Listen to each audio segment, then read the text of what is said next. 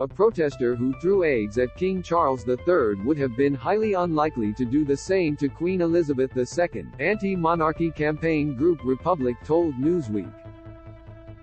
The King and Camilla, Queen Consort, visited York in northern England to unveil a statue of Elizabeth that had been intended to mark her Platinum Jubilee earlier in 2022. As the royal couple walked past crowds of fans, a man threw around 4 eggs at them, which appeared to miss and land on the road beside them. Footage showed the protester being arrested and carried away by police while Charles and Camilla continued with their royal visit. North Yorkshire Police confirmed a 23-year-old man had been apprehended. Graham Smith, chief executive of anti-monarchy campaign group Republic, told Newsweek that attitudes to the royals have been changing since the death of the Queen on September 8. Smith said, "I think it's highly unlikely anyone would have thrown an egg at the Queen. I don't remember anyone doing that. It's very different with Charles quite clearly.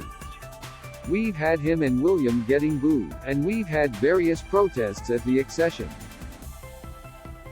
Attitudes are now very different.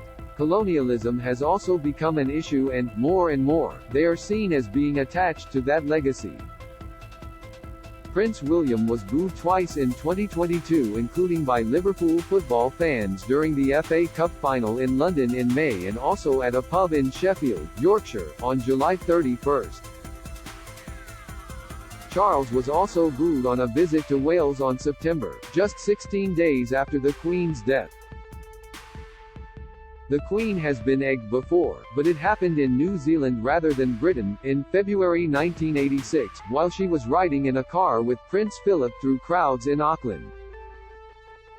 Politicians who have been egged in Britain include the Labour Party's John Prescott, who was hit with an egg by farm worker Craig Evans in May 2001.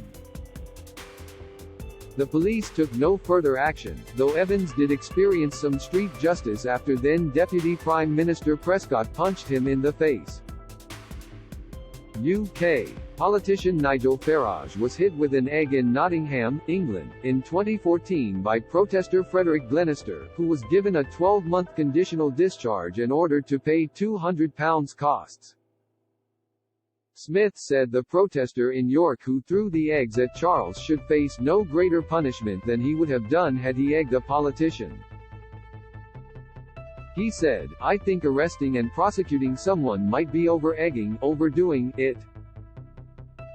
My main thought would be that this needs to be dealt with proportionately.